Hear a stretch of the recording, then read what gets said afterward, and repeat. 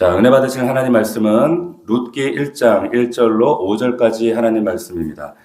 자, 오늘부터 룻기 강의 말씀을 시작하는데 오늘 읽었던 말씀을 근거로 새로운 시작이와 같은 제목으로 하나님 말씀 증거하도록 하겠습니다.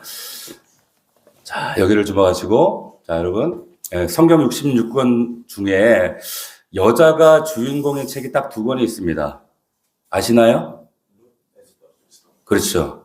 에스더고 룻기가 그렇습니다. 자, 둘 다 감동인데 그 중에 룻기가 사실은 더 감동이에요. 왜 그런가? 에스더는 어쨌든 유대 여인입니다. 이방 땅에 살고 있지만 유대 여자가 에스더였어요. 근데 룻은 유대인 사이에 살고 있는 이방 여자, 모압 여자였습니다. 모압 여인이었어요. 근데 이 이방 여자의 이름이 성경에 그 이름으로 기록되어지고 있다. 이게 감동이라는 겁니다. 자, 또 하나 사람들이 잘 주목하지 않는 중요한 차이가 하나 있는데, 여러분 이 에스더를 펴면 성경이 처음부터 이 에스더에 관해서 강조하고 있는 내용이 뭔지 아세요? 뭘까요? 에스더가 한마디로 예쁘다는 겁니다. 에스더를 처음 소개하는 에스더 2장 7절 여러분 화면 한번 보시겠어요? 자, 2장 7절에 보면 이렇게 되어 있어요. 그의 삼촌의 딸 하다사, 이게 히브리 원래 이름은 하다사입니다. 페르시아 이름이 에스더예요. 그래서 곧 에스더는 부모가 없었으나 용모가 곱고 아리따운 처녀래요. 예뻤대요. 얼마나 예뻤으면 페르시아 왕비가 됐겠어요. 자, 후에 그럼 보세요. 하만이라는 사람이 이스라엘 민족을 말살시키려고 막 이런 괴계를 꾸미잖아요. 그러니까 모르드게 삼촌이 에스더를 찾아가서 뭐라고 합니까? 뭐라고 하죠? 네가 왕비가 된 것이 이때를 위함인 줄 어떻게 아느냐? 왕에게 나아가라. 이런 얘기를 하잖아요. 그런데 그 당시에는 왕이 부르지 않으면 왕비라 할지라도 함부로 나아갈 수가 없었던 시대였습니다. 근데 에스더가 어떻게 해요? 3일 금식을 합니다. 금식을 하고 그러면서 죽으면 죽으리라 이런 마음을 가지고 왕을 찾아가거든요. 찾아가는 그 장면을 성경이 에스더가 이렇게 기록을 하고 있습니다. 에스더 5장 1절 보시면 제3일에 에스더가 왕벌 입고 나가는데 에스더가 뜰에 선 것을 본즉 이 왕이 보니까 매우 사랑스러웠대요. 너무 이뻐가지고 왕이 그 에스더에게 귤을 잡고 있는 봉을 이렇게 딱 내밀었더니 에스더가 이걸 잡죠. 그러면 이제 들어갈 수 있는 거예요. 자, 왕이 보니까 예뻤대요. 3일 금식했으니까 또 얼마나 이뻤겠어요. 다 입혔으니까. 너무 이뻤다는 거예요. 어쨌든 에스더는 예뻤다는 겁니다. 그런데 룻기는 여러분 1장부터 4장까지 아무리 읽어도 찾아봐도 룻의 외모를 언급한 데가 없어요. 대신 뭘 언급하냐면 룻의 마음씨가 예뻤대요. 자, 그녀의 늙은 시어머니를 봉양하는데 어떻게 보냐면 아침부터 늦은 밤까지 이삭 죽기를 하면서 그 어머니를 정말 효보였어요. 그렇게 잘 봉양을 했다는 겁니다. 그러니까 마음씨가 예뻤다는 겁니다. 그래서 보아스가 룻을 만나는 장면이 있잖아요.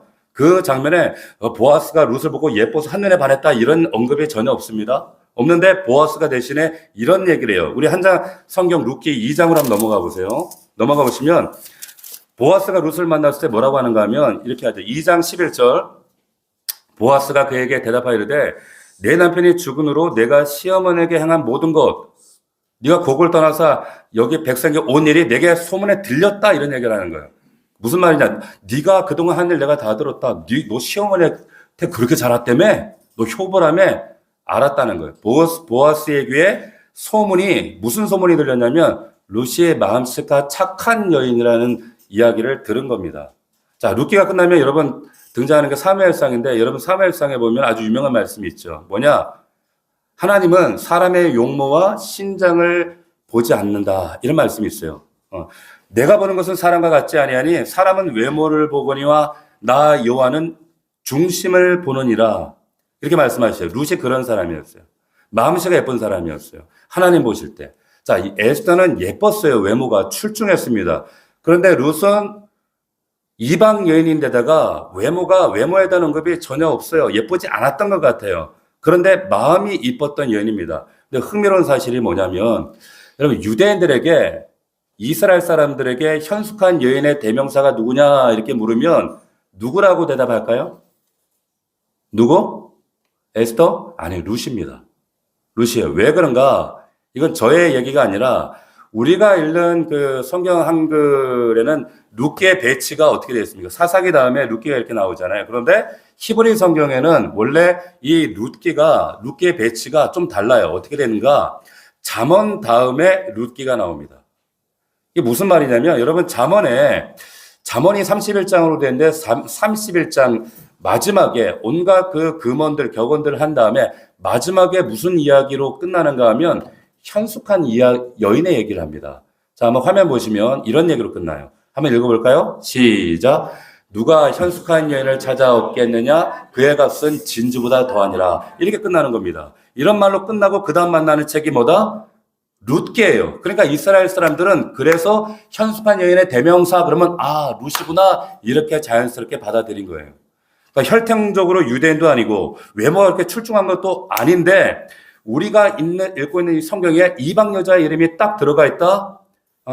이 현숙한 여인의 이름이 있다. 이게 너무나 은혜가 되는 겁니다. 자, 우리가 지금 금요일에 민수기 말씀 그리고 우리가 큐티를 민수기 말씀을 하고 있습니다. 자, 민수기에 보면 여러분 한번 생각해 보세요. 민수기와 이 룻기의 차이점이 뭘까요? 차이점이 뭐예요? 하나는 길고 하나는 짧은 거? 그거 말고 차이점이 뭘까요? 잘 보세요. 민수기에는요 수없이 많은 기적들이 등장을 해요. 한 장에 몰다고 기적이 나와요. 구름기둥이 불기둥이 나오고 만나가 나오죠. 메추라기가 쏟아지죠. 하나님이 진노하시면 땅이 갈라져서 사람이 막 꺼져 죽죠. 여호와의 불이 나서 사람을 삼키죠. 이런 초자연적인 기적으로 가득한 것이 민수기입니다. 그런데 반면에 우리가 이제 읽게 될 룻기에는 아세요? 단 하나의 기적도 없어요. 단 하나의 기적도 없습니다. 민수기에는 거의 모든 장이 여러분 또 이렇게 시작해요. 여호와께서 모세에게 말씀하여 이르시되. 그런데 보세요. 직접적으로 사람들에게 음성을 들려주시는 이야기로 가득 찬 책이 민수기란 말이에요. 근데 룻기에는 이런 편이 한 구절도 없습니다. 한 구절도 없어요. 하나님이라는 이름은 나오지만 하나님이 누구에게 직접적으로 나타나서 음성으로 말씀하셨다는 이야기가 전혀 없어요. 굉장히 중요한 차이죠. 초자연적 기적 하나 없어요. 초자연적 음성 하나 없어요. 우리가 사는 현실하고 너무 똑같아요. 우리가 사는 매일 현실에 초자연적 기적이 있어요? 없어요. 눈에 보이는 기적 있어요? 없어요. 하나님 음성 들려요? 안 들려요. 만나가 떨어져요? 없어. 메추라기도 없어. 물이 나오지도 않아. 구름기둥, 불기둥도 없어요. 그러나 여전히 하나님께서는 나오미와 룻의 삶 가운데서 저들을 먹이시고 인도하신다는 거예요. 이 차이점이 있어요. 눈에 보이진 않지만 일하고 계시고 귀에 들리지 않지만 말씀하고 계시고 할렐루야. 보이지 않으니까 사람들은 하나님 보이지 않으니까 뭔 일이 있으면 그게 우연이지 뭔 하나님 은혜야 이런 분들이 있어요. 간증하고 이러잖아요. 그러면 그게 뭐 하나님 은혜야 이렇게 얘기하시는 분들이 있어요. 아니요. 여러분 룻기를 보면 우연이라는 단어 이제 읽다가 보시면 우연히 이런 단어들이 자꾸 등장합니다. 근데 우연히 룻이 보아스의 밭으로 갔대 이런 말이 나와요. 우연이 아니에요. 우연이 아닙니다. 하나님께서 그 발걸음을 인도해 가신 줄로 믿습니다. 다른 이야기지만 여러분 하나님께서 우리의 길을 인도하실 때는 정하신 길이 있어요. 첫 번째. 두 번째는 허락하시는 길이 있습니다. 언제 기회가 되면 또 이 말씀도 한번 나누겠지만은 하나님께서 정하신 길은 이거는 빼도 박도 못해요. 그런데 허락하시는 길이 있어요. 이건 하나님 관계 안에서 이루어지는 길입니다. 어쨌든 하나님께서 그 발걸음을 인도해 가시는 보이지 않게 들리지 않게 역사하시는 하나님을 볼 수 있는 책이 룻기입니다. 룻기가 또 중요한 이유는 한 가정 이야기잖아요. 이야기인데 사실 이것이 하나님의 스토리, 빅 스토리하고 연결돼 있어. 우리는 너무 잘 알아요. 자, 그냥 엄청난 불행을 겪은 나오미 얘기? 어쩌라고. 이럴 수 있잖아요. 응? 어떤 이방 여자, 룻이라는 이방 여자가 정말 남편 잃고 과부가 힘들게 살았대. 뭘 성경에 이런 기록까지 적어놨나? 이럴 수 있어요. 그런데 룻기 마지막을 보면 왜 이야기가 들어가고 있는지를 우리가 명확하게 알 수가 있게 됩니다. 자, 룻기가 마지막에 어떻게 끝나는 줄 아세요? 마지막 봅시다. 우리 4장 한번 가보실래요? 4장 22절 어떻게 끝납니까? 룻기가 이새는 다윗을 낳았더라. 4장 22절. 이게 룻기의 마지막이에요. 마지막. 한글은 어쩔 수 없이 이새는 다윗을 낳았더라. 뚝 이렇게 번역을 해놨어요. 그런데 여러분 히브리 성경은 어떻게 끝나는 줄 아세요? 다윗 이렇게 끝나요. 이게 의도가 있는 거예요. 그래서 영어 성경에도 이 히브리 성경의 뉘앙스를 따라서 이렇게 NIV 성경이 이렇게 번역을 했어요. 뭐라고 했는가? 보세요. 화면 보시면 Obed the father of Jesse and Jesse the father of David 이러고 딱 끝나버린단 말이에요. 이게 룻기의 마지막이에요. 룻기가 누구 이름으로 끝난다고요? 다윗, 데이빗. 여러분 그 좋아하는 데이빗으로 끝난단 말이에요. 성경 전체에서 다윗이라는 이름이 최초 처음 등장하는 것이 바로 룻기의 마지막이다. 룻기가 왜 중요한지 아시겠어요?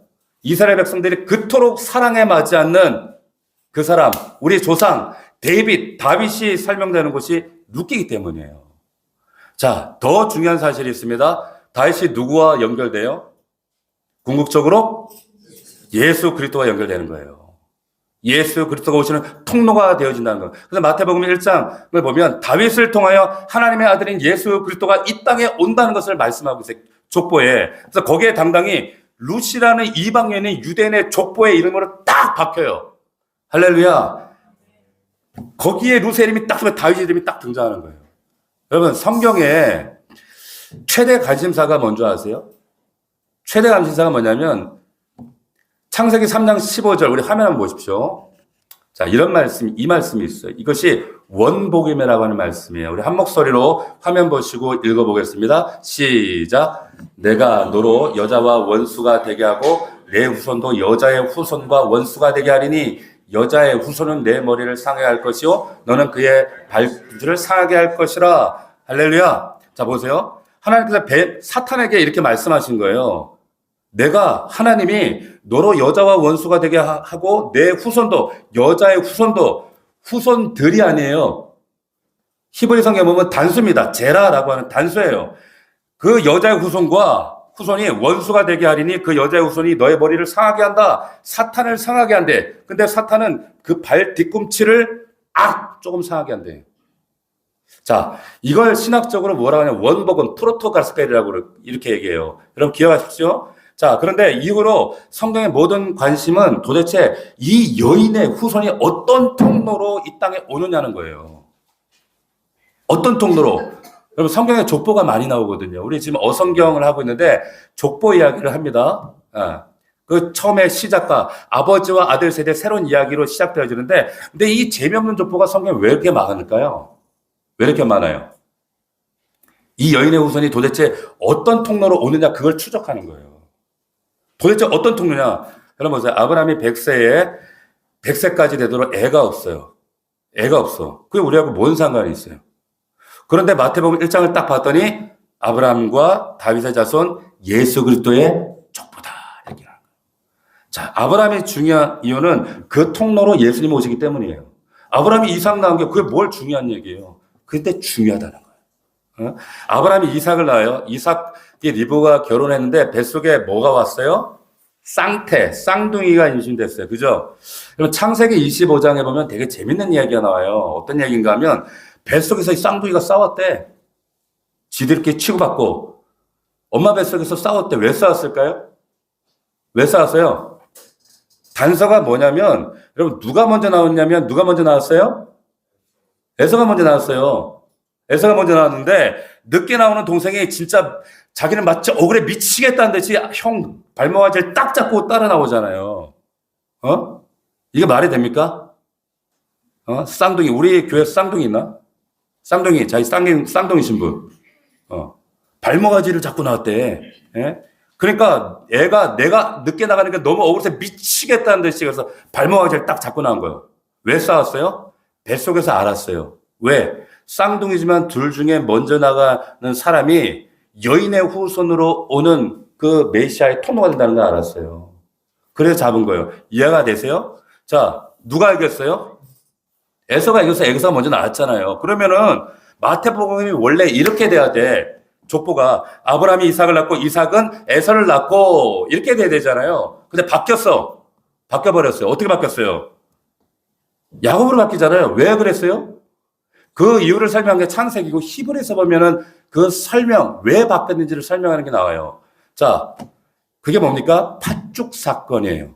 여러분 잘 들어보세요. 어느 날 에서가 사냥하러 갔어. 사냥하러 갔다가 이제 땀 뻘뻘 흘리고 돌아왔는데 배가 겁나게 고프잖아요. 근데 동생이 팥죽 쓰고 있어. 배고픈 에서가 말합니다. 형, 한 입만.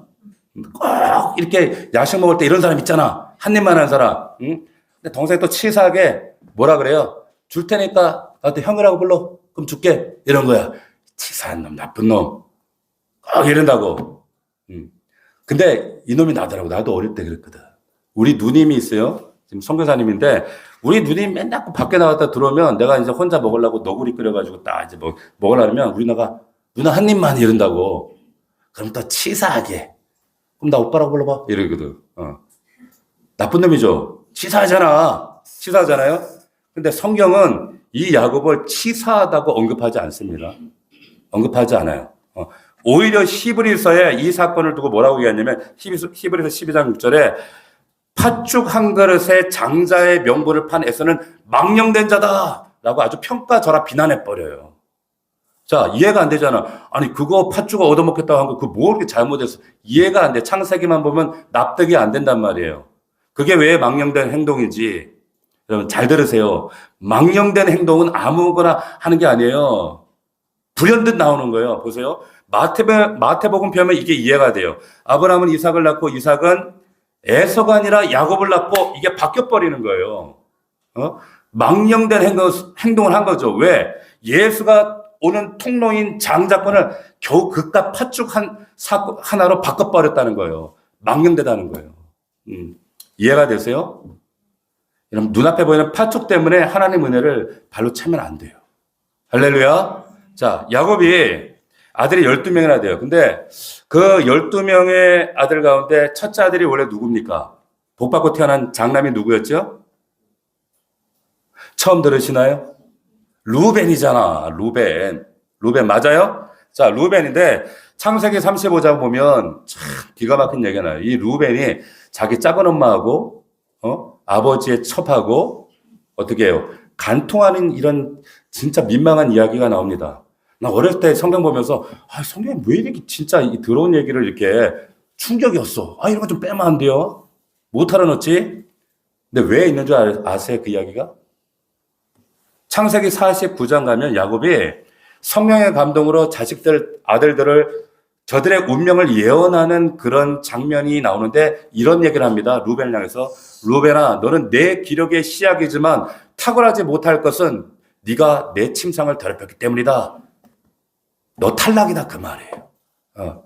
그래서 창세기 34장 보면 또 둘째 시몬과 레위 얘기가 나와요. 이 레위 얘기가 나오는데 동생 디나가 세겜 족속 추장에게 디나가 강간당하는 사건이에요. 와, 이 눈 뒤집어질 거 아니에요? 그래가지고 열받아서 그 족속을 다 몰살시키는 얘기가 나와. 난 또 이 얘기 보면서 이런 얘기는 좀 빼지. 뭐하러 이렇게 민망하고 이런 강간과 폭력 얘기를 하나? 이유가 있어요. 성에 왜 이런 얘기가 있는가? 여러분, 창세기 49장 그 야곱의 예언을 보면 시몬과 레위 너희는 폭력의 도구고 살육의 기계로다. 넌 탈락이다. 이렇게 얘기하는 거예요. 한마디로. 그러면서 넷째 유다를 확 띄웁니다. 극도로 칭찬하죠. 칭찬하면서 뭐라고 하는가 하면 주권자의 홀이 너를 떠나지 않는다. 이렇게 얘기를 하는 거예요. 그리고 마태복음을 봤더니 아브라함이 이삭을 낳고 이삭이 야곱을 낳고 야곱은 누굴 낳고 유다를 낳고 이렇게 이어지는 거예요. 할렐루야. 자, 메시아가 오는 통로가 그리로 바뀐다 그 뜻이에요. 깨달아지세요? 창세기 여러분 37장부터 50장까지 요셉 이야기가 13장으로 이어지는데 거기에 보면 보세요. 갑자기 37장에서 38장 문맥에도 어울리지 않는 갑자기 뜬금없는 이야기가 딱 거기에 삽입되어 있어요. 그게 뭐냐면 유다와 다말 이야기. 기억나시나요? 이것도 참 민망한 얘기요. 시아버지하고 또 얼레리 꼴레리 했어. 보세요. 갑자기 이런 민망한 얘기, 이게 왜 성경에 있지? 메시아에 오시는 그 통로에 대한 이야기이기 때문에 그렇습니다. 그래서 이번에도 보세요. 여기는 더 놀라워요. 이번에도 자, 다말이 쌍둥이 결국에 참 그 유다와의 사이지만 쌍둥이를 임신했는데 여긴 더 심해. 더 심해. 베레스와 세라가 쌍둥이가 서로 뱃속에서 누가 먼저 나가냐 막 싸우는데 세라가 먼저 나왔어요. 나오는데 갑자기 세라가 자궁에서 나오다가 다시 들어가요. 다시 들어가. 뒤에서 누가 땡겼나 봐. 그리고는 베레스가 나온다니까. 처음 들으세요? 나중에 창세기 38장 봐봐요. 그 얘기 있다니까 성경에. 표정에 성경에 그런 얘기도 있어? 있다니까. 집에 가서 보세요. 그러니까 베레스가 됐어. 그래서 베레스와 세라를 낳고 이렇게 되는 거예요. 원래 세라가 먼저 나와야 되는데 다시 뱃속으로 들어가고 베레스가 나온 이야기가 나와. 근데 창세기 38장까지 메시아의 계보가 베레스까지 딱 추적되다가 갑자기 딱 끝나버려. 그리고 또 요셉 이야기야. 이게 문맥에도 안 맞는 얘기를 하고 있나? 근데 더 이상 어느 곳에도 없던 족보가 어디로 이어지는가 하면 건너뛰어서 여기 룻기에 이어지는 겁니다. 룻기가 왜 중요하냐? 4장 18절로 보시면 그 족보가 이어져요. 4장 18절. 창세기 38장에서 끊어진 이 족보가 여기서 이어집니다. 자, 4장 18절 한번 제가 읽을 테니까 여러분 눈 따라서 읽어보세요. 베레스가 나오죠. 베레스의 계보는 이러하니라. 베레스는 헷소를 낳고 헷소는 람을 낳고 람은 암미답을 낳고 암미답은 나손은 살몬, 살몬은 보아스, 보아스는 오벳, 오벳은 이세 낳고 이세는 다윗을 낳았더라. 그리고 룻기가 딱 끝나더라는 거예요. 자, 메시아가 이 땅에 오시는 통로가 룻이기 때문에 이 책을 기록하고 있구나 똑똑히 우리가 알게 되는 겁니다. 할렐루야. 룻기가 왜 중요한지 아시겠죠? 그러니까 룻기를 따라가다 보면은 결국 만나게 되는 분이 누구다? 예수 그리스도라는 거예요. 예수 그리스도. 할렐루야. 자, 이 큰 그림을 가지고 여러분 이제 본격적으로 룻기로 오늘 본문으로 들어가는 겁니다. 자, 시간적 배경이 나옵니다. 1절 다시 보시면 사사들이 치리하던 때에 그 땅에 흉년이 드니라. 배경은 사사시대입니다. 사사들이 치리하던 때. 그래서 우리 한글 성경은 사사기 다음에 룻기를 배치한 거예요. 자, 사사시대의 가장 큰 특징이 뭡니까? 자, 이거예요. 화면 보세요. 사사시대 하면 특징이 바로 화면 보시면 이거예요. 같이 읽어봅시다. 시작. 그때에 이스라엘의 왕이 없으므로 사람이 각기 자기의 소견에 옳은 대로 행하였더라. 자, 사사기는 한마디로 이런 시대였어요. 마지막에 이렇게 끝나요. 그러니까 자기 마음대로 행하던 시대가 이 사사시대입니다. 왜? 왕이 없으니까. 근데 왕이 없는 게 아니에요. 내가 왕이던 시대예요. 각자가 왕이기 때문에 내가 왕이기 때문에 내 마음대로 내 생각대로 하고 싶은 대로 살던 시대가 사사시대였다는 말이에요. 근데 성경은 이 사사시대를 성경의 역사 가운데 가장 최악의 시대라고 꼽습니다. 최악이래요. 근데 여러분 성경에만 사사시대가 있는 것이 아니에요. 우리 인생에도 사사시대가 있습니다. 여러분 잘 들으세요. 내 인생에 내 마음대로 사는 시기가 있어요. 내 생각에 옳은 대로 살던 시기가 있어요. 내 마음대로 하고 싶은 대로 내 감정대로 내 뜻대로 내 욕망대로 결정하고 살던 시기. 내가 하나님 돼서 내가 왕 돼서 내 마음대로 사는 시대가 내 개인의 사사시대예요. 하나님이 가장 보실 때의 악한 시대. 그 시대가 빨리 끝나기를 주님의 이름으로 축원합니다. 축원합니다. 자, 사사들이 치리하던 그때 그 땅에 뭐가 들었대요? 흉년이 들었대요. 흉년. 그럼 잘 들으세요. 이 땅은 가나안 땅이에요. 약속의 땅입니다. 약속하신 땅인데 흉년이 들었대. 이게 간단한 문제가 아니죠. 하나님의 목적하신 땅이고 하나님이 인도하신 땅이고 하나님이 의도하신 땅인데 그 약속의 땅에 축복의 땅에 흉년이 들었다라고 하는 겁니다. 이게 인생이에요. 무슨 말이냐면 여러분 예수님이 명하여 가라 하신 그 뱃길에도 폭풍우가 있었어요. 심지어는 예수님이 주무시는 배에도 광풍이 덮쳤어요. 무슨 말이냐? 예수 믿는다고 병 안 걸리고 무병장수하고 뭐 사건 안 터지고 사고 없고 그런 거 아니에요. 오해하지 마십시오. 믿는 자들에게도 인생들이 겪는 모든 수고, 곤고, 어려움 똑같이 눈물, 아픔, 슬픔, 좌절 다 똑같이 겪는다 그 말이에요. 전도서 7장에 명시적으로 기록하고 있습니다. 여러분 한번 화면 보시고 한번 읽어봅시다. 같이 읽어봅시다. 화면 보시고 시작. 형통한 날에는 기뻐하고 곤고한 날에는 되돌아보아라. 이 두 가지를 하나님이 어떻게 하셨다? 병행하게 하셨어요.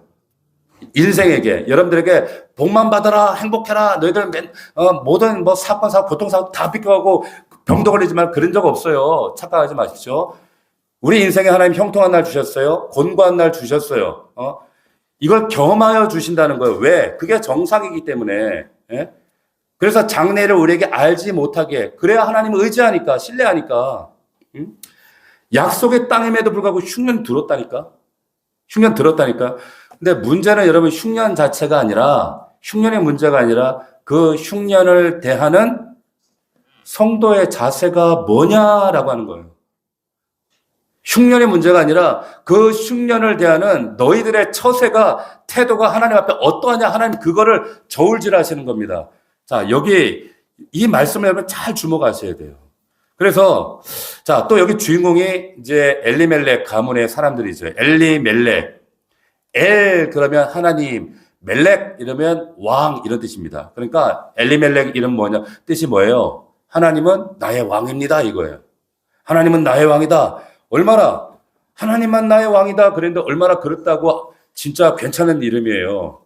근데 성경 어디를 찾아봐도, 눈 씻고 찾아봐도 이 흉년 앞에 1절 뭐 하나님께 뭐 물었다, 하나님께 기도했다 이런 말이 1절 없어요. 그냥 사사기 시대 사람들이 했던 것처럼 자기 소견에 오른 대로 그냥 모압 드림 꿈꾸고 그냥 넘어가 버리는 거예요. 자기 생각대로 사는 시대. 예? 자, 그래서 여러분 성경 우리 화면 한번 봅시다. 역대상 10장 4절에 보면 사울이 왜 망했는가를 이렇게 설명합니다. 함께 읽어봅시다. 시작. 여호와께 묻지 아니하였으므로 여호와께서 그를 죽이시고 그 나라를 이새의 아들 다윗에게 넘겨주셨대요. 자, 사울이 버림받았고요. 그 집안의 촛대가 다윗 가문으로 넘어갔던 그 이유 이면에는 뭐가 여호와께 묻지 아니하였기 때문이라는 거예요. 여호와께 이게 중요한 이유. 자, 하나님께 기도하시기를 주의 이름으로 축원합니다. 바빠서요. 여러분, 이건 정말 기도는 큰 하나님 앞에 정말 가슴을 조이는 마음으로 하나님 앞에 물으셔야 돼요. 여러분, 사울도 그랬고 성경 전체에서 또 우리 인생에서 꼭 망하는 인생들의 공통점이 뭔지 아세요? 하나님께 묻지 않았다는 겁니다. 자기가 저지르고 하나님 앞에 왜 하나님 해달라고, 수습해달라고, 도와달라고 땡깡거리고, 그거는 종교지 신앙이 아니에요. 자, 결국에 하나님 묻지 않는 인생의 결론은 어떻게 됩니까? 사사기 사람들처럼 자기 소견에 옳은 대로 행할 수밖에 없는 거예요. 그렇지 않겠어요? 하나님께 묻지 않는 인생의 태도는 뒤집어 얘기하면 자기 마음대로 살겠다는 거예요. 자기 생각대로 살겠다는 거예요. 자, 공간적 배경이 어딘가요? 베들레헴입니다. 1절을 다시 보시면 사사들이 치리하던 때 그 땅 흉년 드는데 그 땅은 베들레헴입니다. 자, 룻기 배경이 영적인 암흑기 사사시대고, 그리고 흉년이란 물질적 암흑기고, 지금 이중고를 겪고 있어요. 근데 베들레헴의 약속의 땅에 흉년이 들었다는 것은 이게 간단하게 생각할 문제가 아니다라고 하는 겁니다. 왜냐하면 여러분 신명기 28장을 보면 하나님께서 너희가 들어가게 될 약속의 땅 가나안 땅에 들어가면 너희가 순종하면 너희가 이런 복을 받고 불순종하면 너 이런 저주를 받을 거야 이렇게 말씀하셨는데, 그 저주의 목록 중에 하나가 뭐냐면 기근이라는 겁니다. 기근. 그래서 신명기 28장 우리 화면 한번 보시겠습니다. 자, 화면 보시면 이렇게 나와 있어요. 내 머리 위에 하늘은 노치되고 내 아래 땅은 철이 될 것이며 여기서 비 대신에 티끌과 모래를 땅에 내리신다. 이 흉년의 시기 하나님 심판이라는 얘기를 하고 계시는 겁니다. 아시겠어요? 자, 그러니까 더 심각한 것은 베들레헴이에요. 베들레헴. 여러분, 이러면 집이라는 뜻이거든요. 그럼 벳엘, 엘 하나님이잖아요. 하나님의 집이에요. 그러면 베들레헴은 무슨 뜻이에요? 빵집이다 이 말이에요. 빵집. 한글 성경에는 뭐 떡집 이렇게도 나와 있는데 이스라엘 사람들은 떡 안 먹어요. 우리가 떡 먹지. 빵 먹어요. 그런데 빵집인데 빵이 없어요. 떡집인데 떡이 없다고요. 모순 아니에요? 그래서 빵이 없어서 지금 모압 땅으로 이민 가기로 결정을 한 겁니다. 모압으로 떠나요. 자, 떠난 사람들이 엘리멜렉과 나오미 아들들 말론 기론이에요. 자, 2절 보입니다. 그 사람의 이름은 엘리멜렉이요 그의 아내 이름은 나오미요 두 아들의 이름은 말론과 기론이니 네 식구가 모압으로 떠났는데 하필 가도 모압으로 가. 모압 보세요.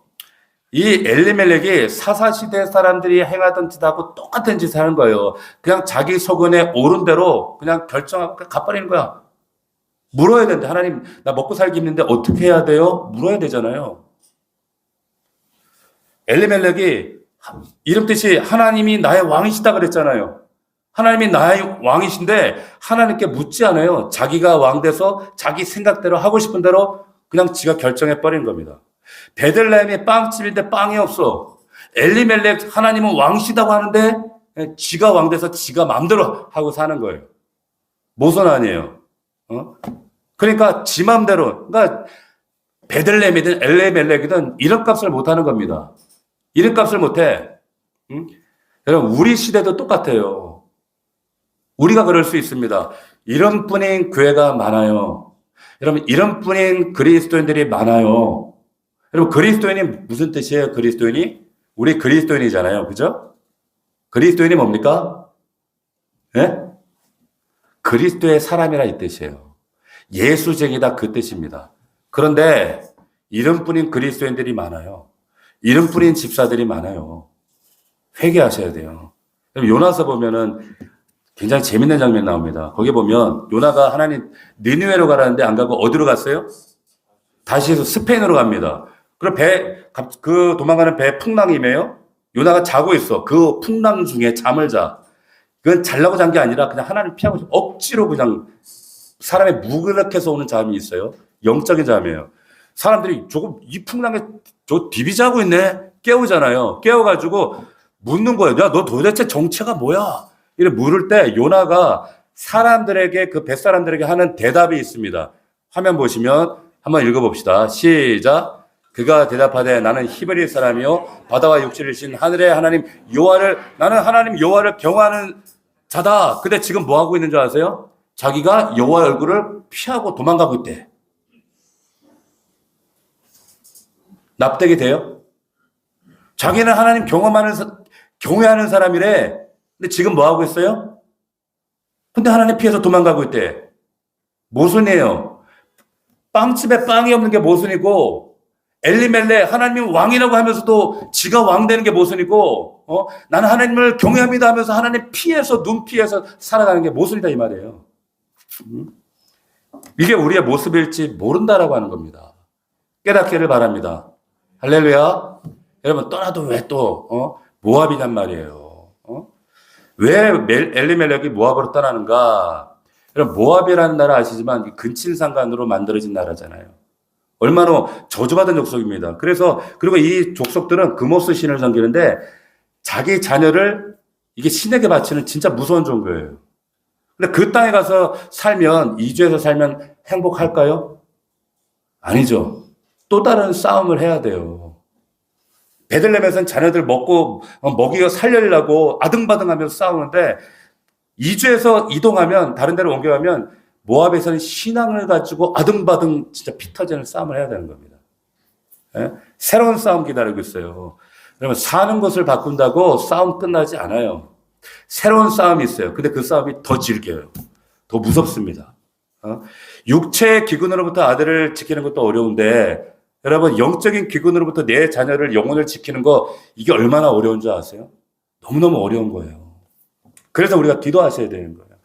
오늘 본문 보시면 결국 아들들이 어떻게 돼요? 모압 여인들하고 다 결혼하잖아. 다 그래서 결혼하잖아요. 여러분 신앙 대신에 내가 육신적인 선택, 어떤 물질적인 세상적 선택을 하게 되면 다음 세대를 잃어버릴 가능성이 큽니다. 여러분 꼭 기억하셔야 돼요. 깨닫기를 주의 이름으로 축원합니다. 그래서 나오미 역할이 중요한 거예요. 돕는 배필이잖아요. 아내가. 무조건 남편 말이라고 해서 순종하는 거 아니에요. 요즘에는 무조건 아내 말이라고 또 순종하긴 하지만, 그죠? 바뀌어갖고, 하나님의 뜻과 하나님의 말씀이 뭔지를 안다면, 남편일지라도 아내일지라면, 반대된다면 함구해야 되는 거예요. 단호하게. 예? 근데 나오미는 남편 하자는 대로 해요. 나오미 이름의 뜻이 기쁨이라는 뜻이에요. 남편의 기쁨이 된 거예요. 하나님 기쁨이 돼야 되는데. 결국에, 예? 여러분, 어떤 집안이 불행한 집안인가? 부부가 둘 다가 영적으로 무지해. 진짜 머리 아파요, 그러면. 여러분, 둘 중에 한 사람은 깨어 있어야 돼요. 집안에 누가 한 사람만 깨어 있으면 돼요. 또 집에 가서 난 잘 테니까 당신이 좀 영적으로 깨어 있어 이러지 말고. 에? 자, 그 남편을 기쁘게 하는 결정하고 나서 나오미가 어떻게 되느냐? 뒤에 우리 다음 주에 읽은 말씀이지만 더 이상 날 나오미라 부르지 말래. 난 말할래. 난 내 인생 슬프다 이런 얘기를 한단 말이에요. 하나님 기쁘게 하지 아니하고 사람 기쁘게 하는 결정을 하면 쓴 마라의 이런 인생의 경험이 반드시 와요. 옵니다. 선택을 잘해야 된다는 거. 얼마나 큰 비극이 닥칩니까? 오늘 3절에 보시면 보세요. 3절부터 5절 보면 나오미의 남편 엘리멜렉이 죽어요. 살려고 갔는데 죽어. 그리고 두 아들도 죽어요. 아들 살리려고 갔는데 큰아들 작은아들 다 죽어버리는 거예요. 4명이 이주해 갔는데 3명이 죽었어요. 기가 막히지 않습니까? 여러분, 장례를 3번이나 치렀어요. 집안 장례를. 얼마나 기가 막힙니까? 지금 당시에 남편과 아들이라고 하는 것은 그 당시 근동세계에서 남자는 그 집안의 미래고 그 사회 안전망이란 말이에요. 여자들한테. 그런데 다 죽어버린 거. 끝날 거예요. 이거는 이제. 세상적으로 볼 때. 네? 이 나오미는 구약 성경에 나오는 여자 욥입니다. 여자 욥이에요. 욥과 룻을 보면 참 유사합니다. 나오미가 보세요. 둘 다 최악의 상실을 경험했잖아요. 욥이 거기 보면은 가축 잃고 종 잃고 그리고 자식 잃고 건강 다 상실해버리잖아요. 나오미가 흉년을 경험하고 피난살이하고 남편 죽고 큰아들 죽고 작은아들 죽고 다 끝나잖아요. 욥도 하나님께 막 따지거든요. 나오미도 우리가 다음에 보면 나오겠지만 전능자가 나를 괴롭겠다고 하면서 하나님께 막 따지는 장면이 나옵니다.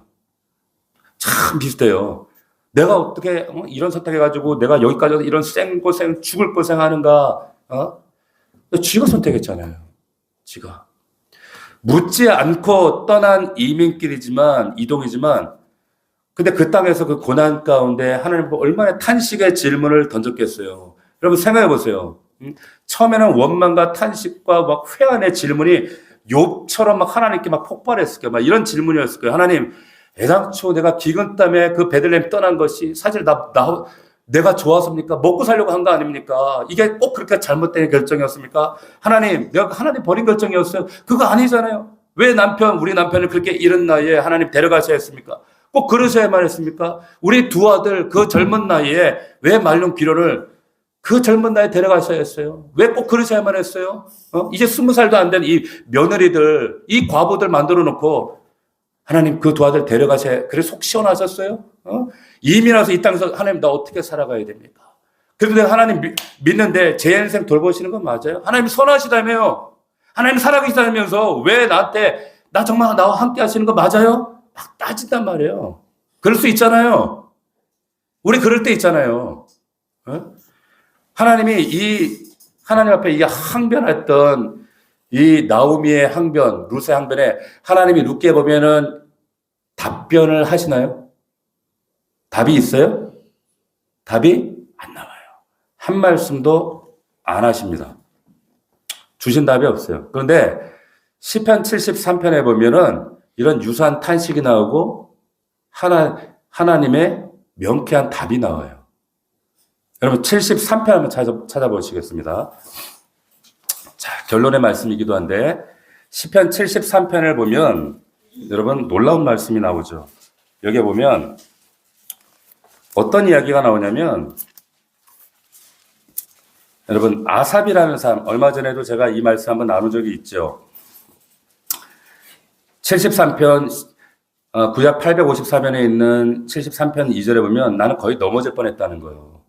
내 걸음이 미끄러질 뻔했다는 거예요. 왜 그러냐면 이는 내가 악인의 형통함 보고 어떻게 저럴 수 있냐는 거예요. 보세요. 무슨 얘기냐, 한마디로 이걸 요약하면 이런 겁니다.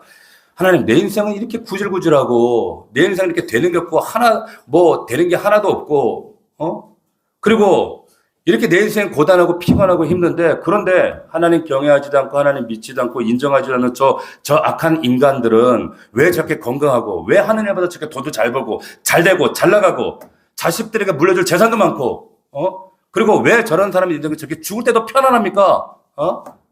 나는 하나님 믿는데, 난 전능자 하나님 믿는데 내 인생은 왜 이 모양 이 꼴이고 왜 근데 저 악인들 저렇게 잘 나갑니까? 그 얘기하는 거예요. 시편 73편이.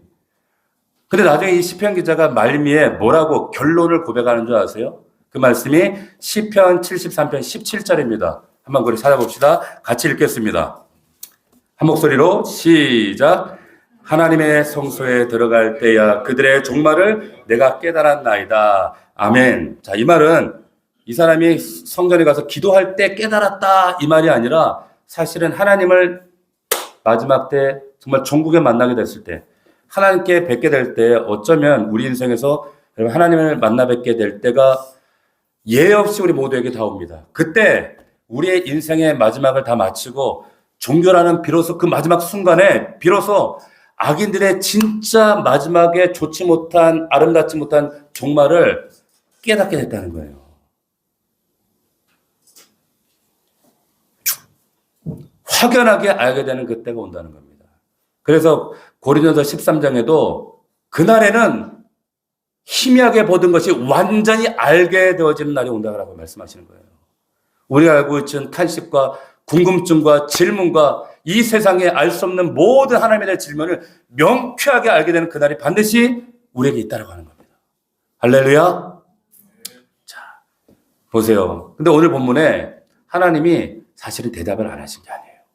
잘 보세요.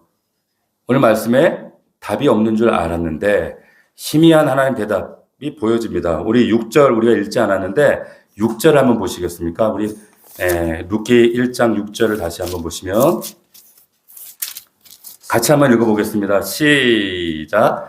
그 여인이 모압 지방에서 여호와께서 자기 백성을 돌보시사 그들에게 양식을 주셨담을 듣고 이에 두 며느리와 함께 일어나 모압 지방에서 돌아왔대요. 그래서 돌아오는 거예요. 그럼 보세요. 나오미 인생의 쓰라린 상처와 눈물과 탄식, 고난 속에서 하늘 향해서 끊임없이 질문을 던지던 그 여인에게 들려오는 하나님의 작은 구원의 사인이에요, 이게. 어떤 사인? 여기 잘 보시면 여호와께서 자기 백성을 어떻게 해요? 돌보시사. 말씀하신 게 아닙니다. 하나님이 이렇게 일하고 계셨어요. 사사시대 죄악으로 하나님이 떠나셨는데 말씀이 희귀해졌던 그 사사시대에 말씀이 사라졌던 그 자리에 하나님의 은혜의 빛이 비추기 시작했다 그 말이에요. 할렐루야. 우리 인생에 이런 은혜가 있기를 원합니다. 저와 여러분 인생에 이런 빛이 있기를 원합니다. 여러분 근데 이게 여호와께서 자기 백성을 돌보시사 이게 다른 번역 성경에는 뭐라고 되어 있는가 하면 자기 백성을 다시 방문하셨다. 그래서 영어 성경에도 이렇게 나옵니다. The Lord had visited his people 이렇게 나와요. 하나님 방문하셨대요. 이게 돌보셨다는 거예요. 나오미와 룻이 그 이방 땅 롯에서 이 소문을 믿음으로 딱 잡은 거예요. 아멘. 하나님 사인을 붙잡은 거예요. 회복의 첫걸음이 시작된 줄로 믿습니다. 다시 시작해야 하시는, 다시 일어나게 하시는 하나님을 만난 줄로 믿습니다. 이런 역사가 저와 여러분들에게 여러분들 가정의 삶 가운데 있기를 주의 이름으로 축원합니다. 세상 사는 동안 우리가 이 시편 73편의 이 탄식과 질문을 던져요. 하나님 내 인생 왜 이렇게 구질구질해요? 왜 나 인생이 힘들어요? 고단해요? 어려워요? 질문 수없이 던집니다. 던지셔야 돼요. 던지는 게 맞아요. 괜찮아요. 왜냐하면 우리의 인생은 하나님이 답이시기 때문에. 그 하나님께서 아무나 느낄 수 없는 정말 아무나 볼 수 없는 주님의 사인과 음성으로 우리에게 말씀하십니다. 여호와께서 자기 백성을 돌보시사. 하나님이 일하고 계십니다. 아멘. 그 하나님을 경험하는 저와 여러분들 우리 넘치는 교회가 되기를 주의 이름으로 축원합니다. 축복합니다. 아멘. 우리 기도합시다. 우리 1분간만 30초만 하나님께 결단합시다. 하나님 도와주십시오.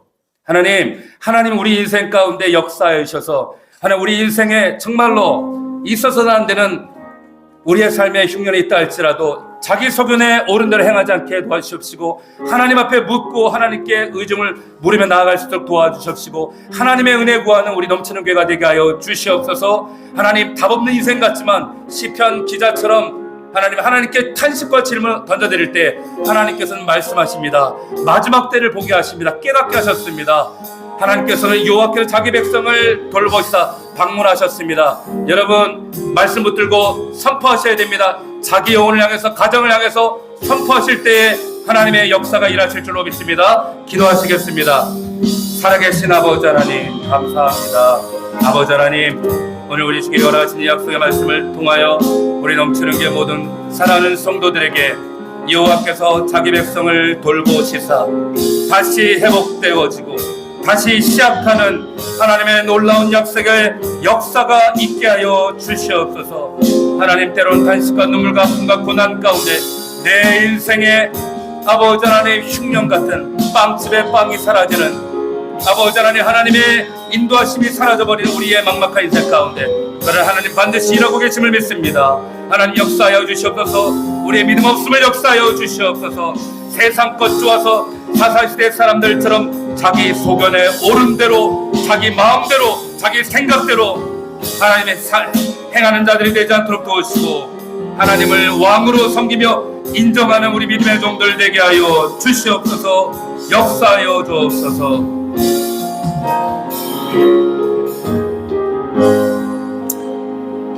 하나님, 여호와께서 자기 백성을 돌보시는 이 약속의 말씀, 다시 일어나게 하시고 다시 새롭게 시작하게 하시는 이 하나님의 소망의 말씀이 우리 넘치는 공동체의 놀라운 축복이 될 수 있도록, 간증이 되어질 수 있도록 축복하여 주옵소서.